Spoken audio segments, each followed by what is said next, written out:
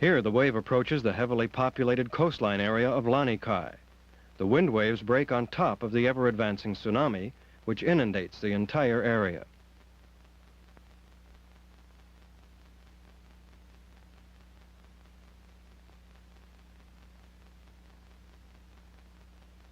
As the wave hits the shoreline, it floods between the houses.